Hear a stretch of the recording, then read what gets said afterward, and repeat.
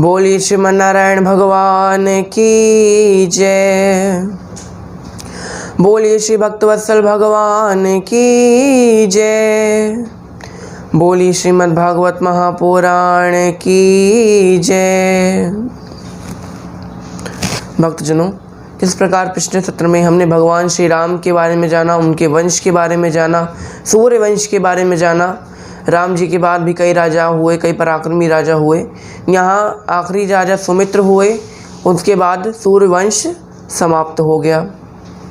अभी तक हमने सूर्य वंश के बारे में जाना, अब से हम चंद्रवंश के बारे में जानेंगे। लेकिन उससे पहले चंद्रवंश की कथा शुरू करूं, इससे पहले ये आपसे एक विनती है कि अगर आपने अभी तक हमारे चैनल को सब्सक्राइब नहीं किया है तो प्लीज़ हमारे चैनल को सब्सक्राइब कर दीजिए और इस बेल आइकन को भी अवश्य दबाइए, जिससे हमारे नए आने वाली वीडियोस की नोटिफिकेशन आपको सबसे पहले मिलती रहे। तो आइए शुरू करते हैं।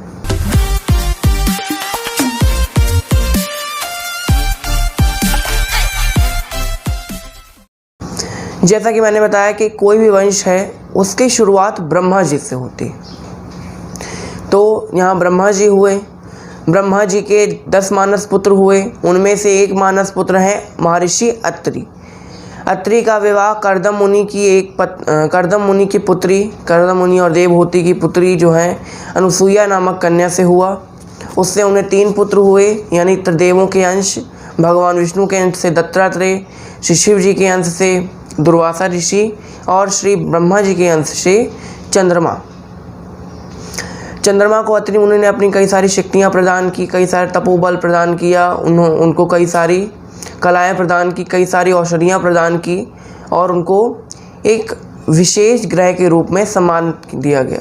अब जैसा कि मैंने बताया कि जब जिसको कोई ज़्यादा अच्छा सम्मान मिल जाता है या फिर कोई उसको ज़्यादा वस्तुएं मिल जाती हैं या बल उसके पास आ जाता है तो उसको अहंकार हो जाता है अपनी इन चीज़ों का। तो चंद्रमा को भी अपनी इन सब चीज़ों का अहंकार हो गया। उसने अपनी गुरु की जो पत्नी थी देवी तारा, बृहस्पति ऋषि की पत्नी देवी तारा के साथ अवैध संबंध बनाने शुरू कर दिए। उससे उन्हें एक पुत्र की भी प्राप्ति हुई। ये बात बृहस्पति ऋषि को पता चली, वो बड़े क्रोधित हुए। उन्होंने चंद्रमा को मारने का प्रयास किया। उनको चंद्रमा और बृहस्पति ऋषि के बीच में घमासान युद्ध होना शुरू हुआ।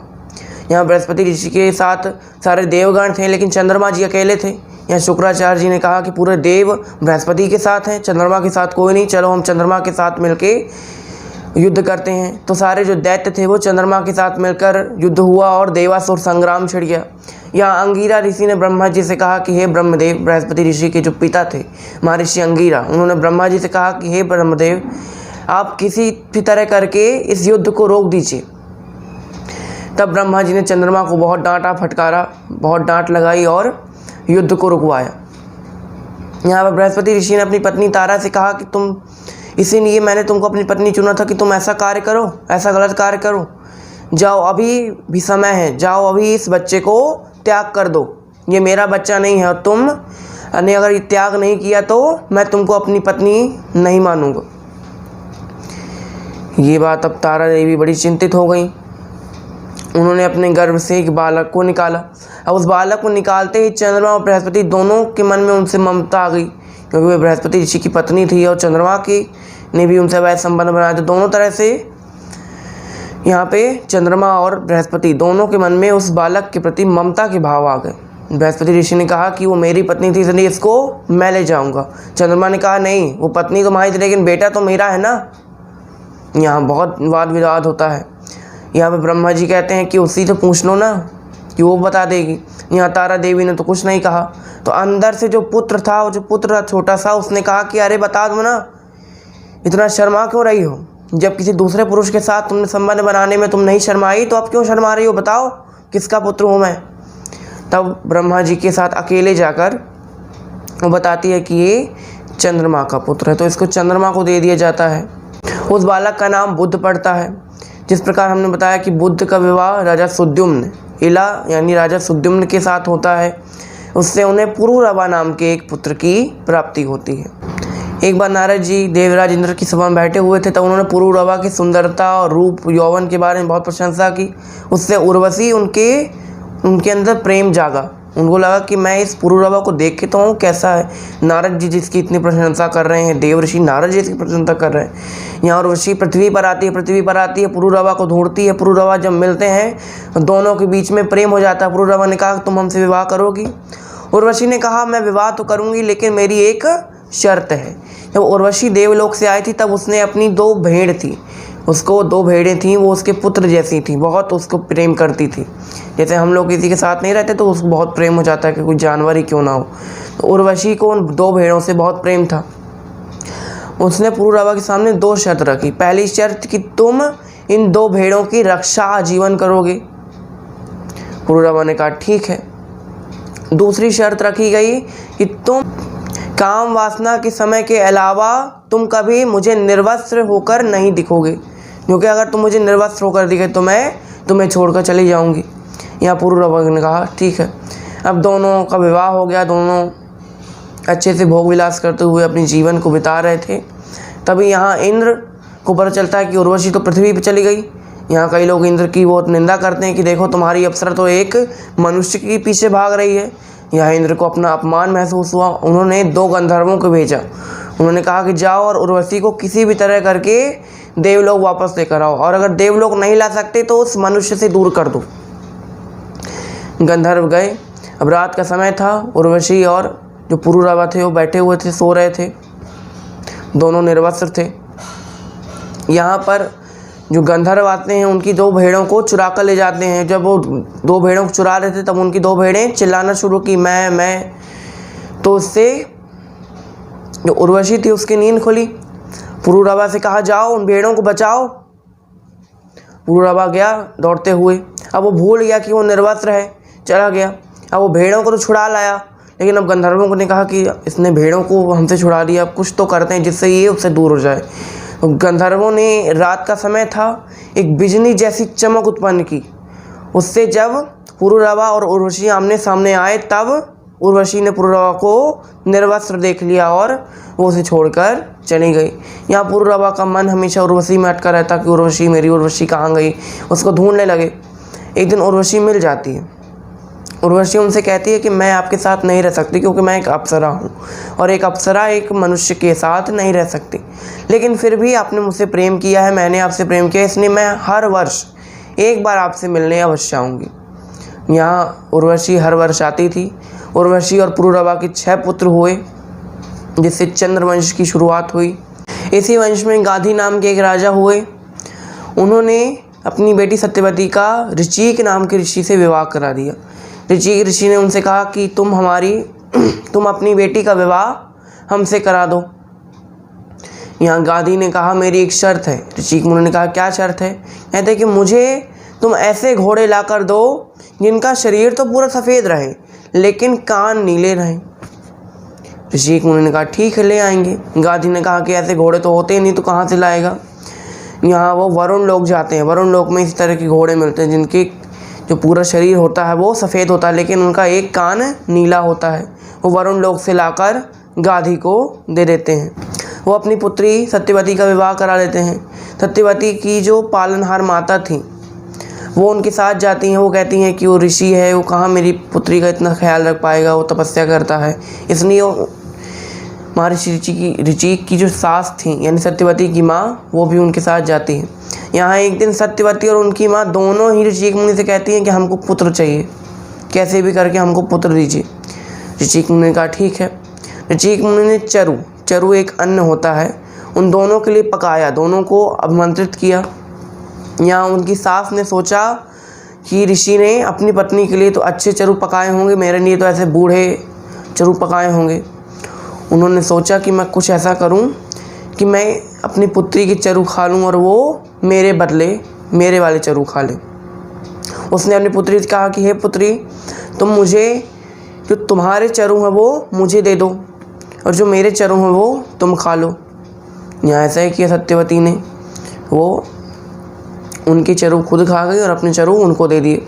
यहाँ जब महर्षि ऋचिक को पता चलता है कि ऐसा ऐसा हुआ, ऋचिक ने कहा कि ऐसा क्यों कर दिया आपने गलत धारणा की, मतलब हमने तो आपके लिए जो चरु पकाए थे वो आपको अपनी माता को दे दिए और जो कि माता के लिए पकाए थे वो आपने खा लिए, यानी आपको जो पुत्र होगा वो महाक्रोधी होगा और उनको जो पुत्र होगा वो बहुत ब्रह्म तेज वाला होने वाला है। भले ही वो क्षत्रिय होगा लेकिन उसके अंदर ब्राह्मणों की पूरी शक्तियाँ समाहित होंगी। यहाँ सत्यवती ने कहा, अरे स्वामी कुछ कीजिए, मुझे ऐसा पुत्र नहीं चाहिए जो अति क्रोधी हो। उन्होंने कहा कि कुछ तो करना पड़ेगा। उन्होंने कहा अच्छा चलो पुत्र नहीं होगा लेकिन पौत्र होगा।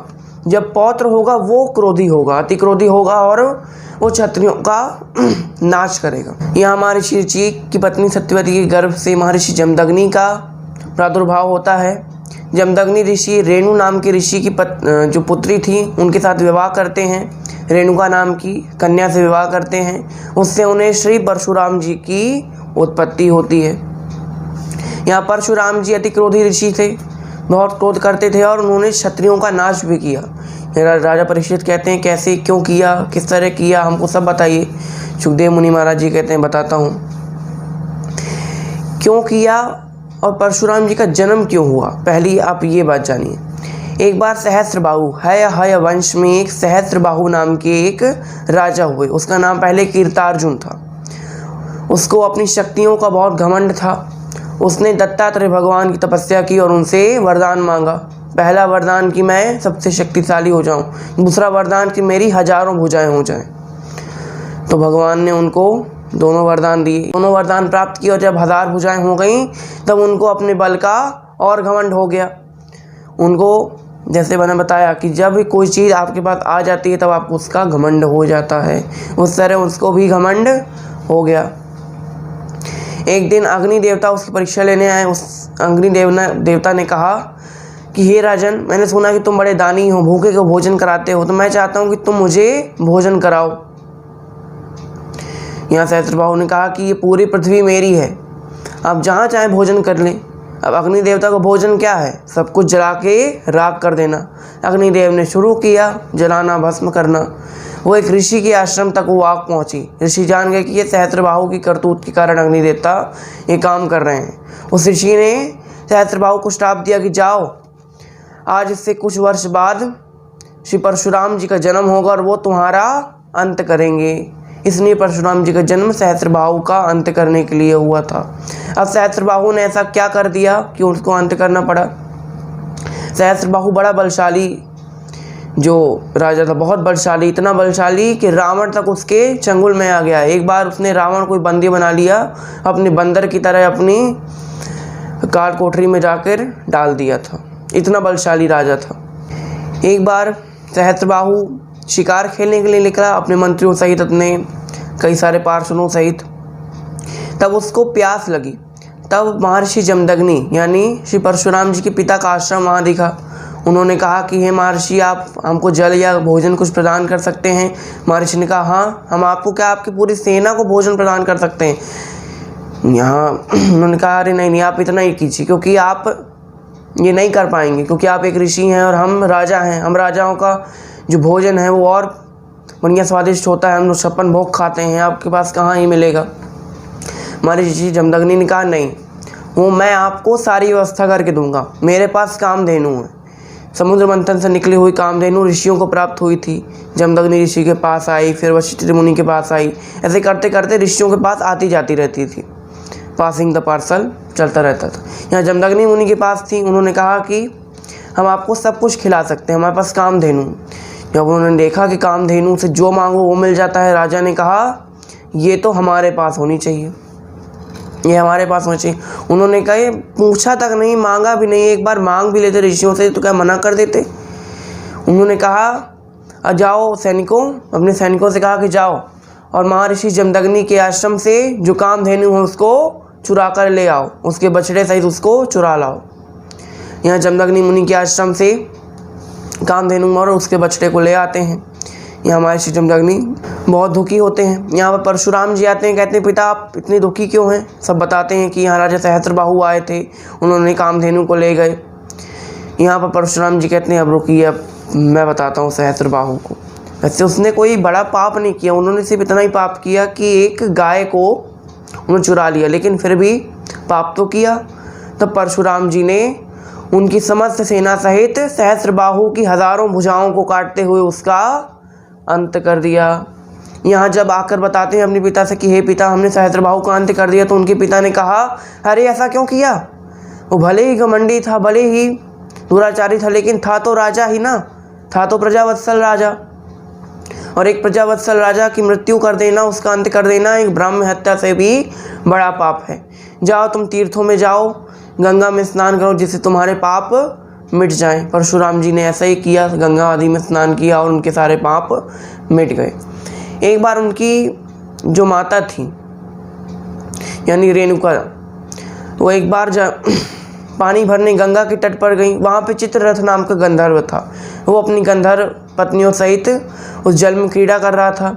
रेणुका उसको देखा और वो देखते ही रह गई। एक तरह से उसने उसको वश में कर लिया, चित्ररथ गंधर्व ने रेणुका को। अब यहाँ जो जमदग्नि ऋषि ने उन्होंने एक यज्ञ का आयोजन किया था। अब यज्ञ के लिए उनको जल चाहिए था, गंगा जल। वो रेणुका लेने गई थी, लेकिन सुबह से शाम हो गई, लेकिन रेणुका नहीं आई। जब शाम होने के बाद आई, डरते डरते अपने स्वामी से बहुत प्रार्थना की, लेकिन स्वामी ने कहा अपने पुत्रों से कि जाओ अपनी माता का शीश काट दो।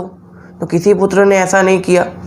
तब परशुराम जी ने अपनी माता का शीश फरसा उठाया और अपनी माता का शीश काट दिया। यहाँ हमारे श्री ऋषि बहुत प्रसन्न होते हैं, परशुराम से कहते हैं बताओ क्या चाहिए। उसके साथ साथ उन्होंने अपने भाइयों का भी शीश काट दिया था, क्योंकि उन्होंने पिता का पालन नहीं किया उनकी आज्ञा का, तो भाइयों को भी उनको मार दिया। यहाँ हमारे श्री ऋषि जो है वो बहुत प्रसन्न हो जाते हैं, कहते हैं बताओ पुत्र परशुराम तुमको क्या चाहिए। परशुराम कहते हैं कि मेरी माता और मेरे भाइयों को जीवित कर दीजिए। ऋषि मुनि उनसे और प्रसन्न हो जाते हैं, उनकी माता उनके भाइयों को जीवित कर देते हैं, उनको कई सारे वरदान देते हैं। अब यहाँ जो सहस्त्रबाहु था, उसके जो पुत्र थे, वो अपने पिता की मृत्यु का बदला लेना चाहते थे परशुराम जी से। उन्होंने कहा कि अगर हम परशुराम से युद्ध करेंगे तो कुछ ना कुछ वो हम हार ही जाएंगे। एक दिन परशुराम जी अपने आश्रम से वन में घूमने गए थे। ये सब उनको पता चला, उनके पुत्रों को, सहस्त्रबाहु के पुत्रों को। तब वो जमदग्नि मुनि के आश्रम में पहुँचे। उन्होंने जमदग्नि मुनि को रेणुका के देखते ही देखते उनका शीश धड़ से अलग कर दिया। यहाँ रेणुका ने चिल्लाया, हे परशुराम, हे परशुराम, देखो तुम्हारे पिता को इन राक्षसों जैसे क्षत्रियों ने क्या कर दिया है। परशुराम जी आते हैं, बहुत विलाप करते हैं। उनकी माता उनके सामने 21 बार अपनी छाती को पीटती हैं। तभी परशुराम जी ने प्रण लिया कि मैं 21 बार इस धरती को क्षत्रिय विहीन कर दूंगा। तब उन्होंने 21 बार क्षत्रियों को विहीन किया, इस धरती को ब्राह्मणों को दान किया, अपने गुरुदेव कश्यप को दान कर दी। इस प्रकार श्री परशुराम जी का वृत्तांत है। इसी वंश में राजा ययाति हुए, इनके बारे में अब हम जानेंगे। एक बार दैत्यराज वृषपर्वा नाम के एक दैत्य थे, उनकी बेटी का नाम था शर्मिष्ठा, और उनके जो गुरु थे यानी दैत्यों के गुरु शुक्राचार्य जी, उनकी बेटी का नाम था देवयानी। शर्मिष्ठा और देवयानी बहुत अच्छी सखी थी, एक दूसरे के साथ उन्होंने बचपन से समय बिताया हुआ था, उनको बहुत अच्छी सखी थी। एक बार दोनों बाग बगीचे में घूमती हुई अपनी सहस्त्रों सखियों के साथ घूम रही थी। उनका मन हुआ कि हम स्नान करें, तो वो एक तालाब में निर्वस्त्र होकर स्नान करना शुरू कर दिया उन दोनों ने। उनके साथ उनकी सखियां भी स्नान करने लगी। उसी समय माता पार्वती और शंकर जी वहाँ पर आते हैं। सभी देवियाँ वहाँ पर निर्वस्त्र थी, तो वो लज्जित हो जाती हैं। महादेव जी माता पार्वती को देखकर वो अपने अपने कपड़े ढूंढने लगती जल्दी जल्दी और पहन लेती हैं। यहाँ धोखे से शर्मिष्ठा ने देवयानी के कपड़े पहन लिए। यहाँ देवयानी बहुत कुपित हो जाती हैं और उनको बहुत खली खोटी सुनाती हैं।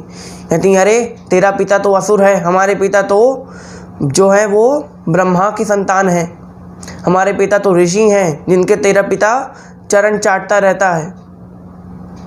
यहाँ कई सारी निंदा सुनाई। तो शर्मिष्ठा ने भी कहा कि अरे हमारे जो पिता हैं वो राजा हैं, तुम्हारे पिता एक भिखारी हैं। कई सारी उनके बीच में कहा सुनी हो गई। तब शर्मिष्ठा ने देवयानी को एक कुएं में धक्का मार दिया। जब उन्होंने कुएं में डाल दिया, अब यहाँ देवयानी चिल्लाना शुरू की, मुझे बचाओ, मुझे बचाओ। उसी रास्ते से राजा ययाति गुजर रहे थे। उन्होंने देखा कि कोई सी स्त्री की आवाज़ आ रही है, तो वो देखा उन्होंने कि कहाँ से आ रही, तो वो एक कुएं के पास से आ रही थी। कुएं के अंदर झांका तो एक स्त्री पड़ी हुई थी। कुआं ज़्यादा गहरा नहीं था। राजा ने हाथ दिया और देवयानी को उस कुएं से निकाल लिया। यहाँ देवयानी ने कहा कि आपने मुझे इस कुएं से बाहर निकाला है और आपने मेरा स्पर्श भी कर लिया है, इसलिए अब आपको मुझसे विवाह करना पड़ेगा। यहाँ पर ययाति कहते हैं कि तुम एक ब्राह्मण पुत्री हो, हम क्षत्रिय हैं, हम कैसे तुमसे विवाह कर लें। कहते हैं अरे मुझे श्राप मिला है कि कोई ब्राह्मण मुझसे विवाह नहीं करेगा। कैसे श्राप मिला?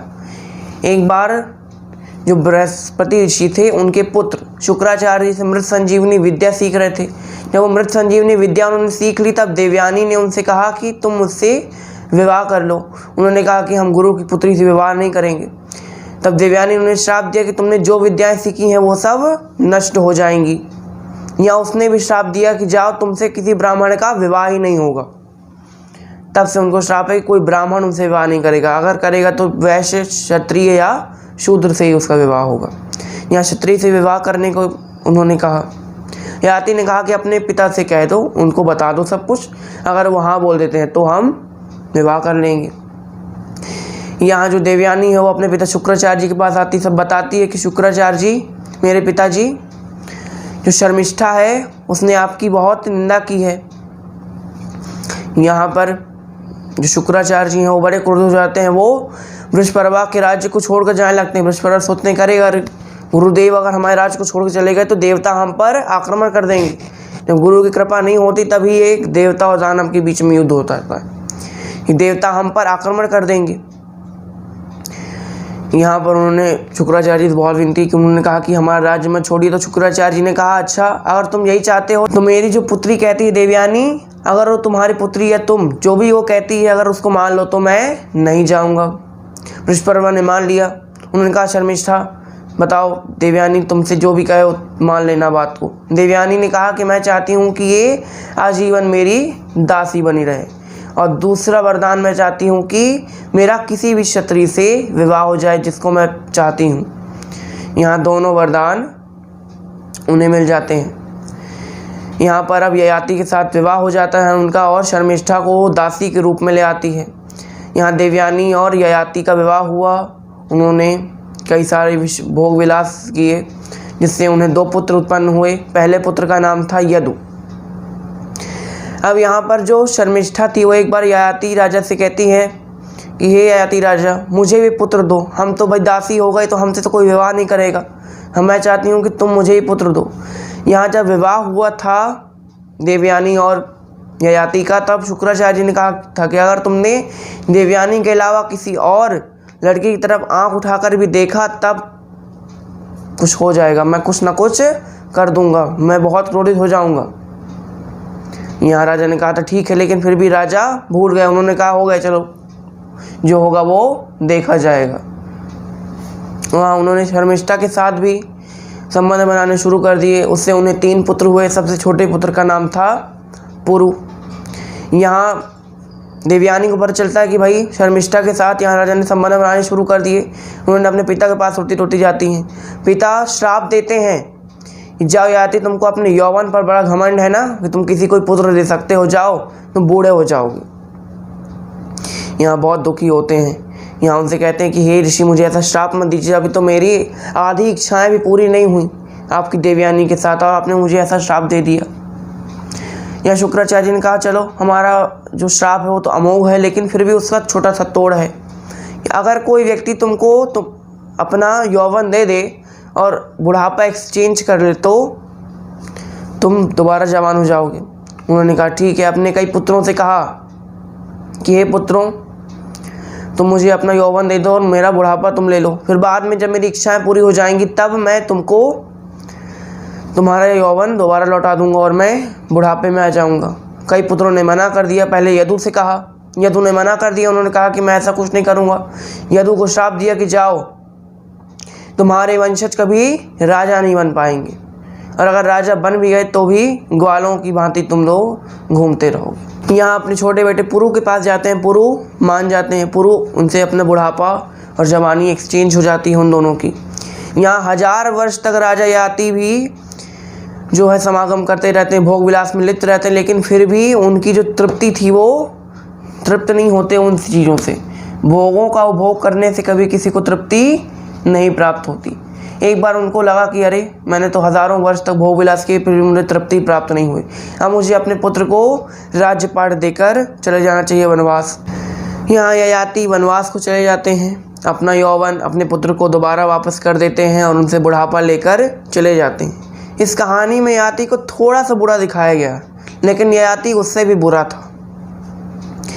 ययाति अब जब बुढ़ापा हो गया, अब उसने कहा कि हमने तो कोई पुण्य ही नहीं किए, तो हम तो नरक ही जाएंगे। तो इसके डर से वो अपनी पुत्री, ययाति की एक पुत्री भी थी, कैसे हुई थी वो एक गूढ़ रहस्य है, वो कोई नहीं जानता, बहुत कम लोग इसके बारे में जानते हैं। मैंने भी एक जगह टीवी वगैरह में देखा था, वहीं से मैंने सुना है। उनकी एक पुत्री हुई थी, ज्योतिषी को बुलाया गया, पूछा गया भाई कैसी है लड़की, इसके लड़के होंगे तो क्या होगा। तो ज्योतिषी ने बताया कि इसके 5 पुत्र होंगे और 5 राजा बनेंगे। ययाति ने कहा अरे 5 पुत्र राजा बनेंगे तो फिर उनके बीच में लगता मतभेद हो जाएगा, मैं नहीं चाहता ऐसा कुछ हो। ययाति ने कहा उस ज्योतिषी से कि जाओ इस पुत्री को ले जाओ, इसको अपनी पुत्री की तरह पालो और इसको 5 राजाओं के साथ इसका अलग अलग विवाह करा दो, समागम करा के फिर दूसरे राजा के पास ले जाओ, समागम कराओ, फिर दूसरे राजा के पास ले जाओ। इस तरह 5 पुत्र हो गए और 5 पुत्रों को राज्य प्राप्त हो गया। यहाँ बाद में उन 5 पुत्रों को पता चलता है कि हमारी माता तो कोई और है। वो जाते हैं माता के पास, ढूंढते रहते हैं। उनकी माता तो समाधि में लीन थी, तपस्या करना शुरू कर दिया था उसने, क्योंकि भाई ऋषि ने उसको पाला पोसा तो उसके अंदर तपस्या की भावना थी। तपस्या करने बैठ जाती हैं। वहीं पर राजा ययाति आते हैं, कहते हैं हे पुत्री तुम मुझे अपनी जितने पुण्य किए हैं तो वो मुझे दे दो। ये देखो कितना धूर्त पिता था वो, उसने अपनी लिप्तताएँ अपनी लालसाओं को पूरा करने के लिए अपने पुत्रों से पहले उनका यौवन मांग लिया, फिर अपनी पुत्री के पुण्य भी मांग लिए। या पुत्री ने खुशी खुशी अपने पुण्य भी दे दिए। उनके पुत्रों ने कहा अरे कैसे आप हमारी माता के पुण्य ले जाएंगे, उन्होंने इतनी तपस्या की है। उनकी माता ने कहा अरे कोई बात नहीं, हूँ तो मैं इन्हीं की पुत्री, कैसे भी करूँ वो तो हूँ इन्हीं की पुत्री। तभी यहाँ पे राजा ययाति जो है स्वर्ग चले जाते हैं। यहाँ से ययाति का वंश समाप्त हो जाता है। यहाँ पुरु जो थे वो पौरव कहलाते हैं। इसी वंश में राजा दुष्यंत हुए, अर्जुन आदि जो थे वो सब इसी वंश में हुए। यदुवंश में श्री उग्रसेन जी हुए, इसी वंश में श्री कंस हुए, इसी वंश में वासुदेव जी हुए, इसी वंश में श्री कृष्ण हुए। इसके बारे में हम आगे चर्चा करेंगे, पुरुवंश और यदुवंश के बारे में। कल हम अभिज्ञान शाकुंतलम की कथा जानेंगे, राजा दुष्यंत और शकुंतला की कथा। लेकिन आज के लिए बस इतना ही। धन्यवाद। जय श्री राधे। श्री भागवत भगवान की है आरती, पापियों को पाप से है तारती। भागवत भगवान की है आरती, पापियों को पाप से है तारती। पापियों को पाप से है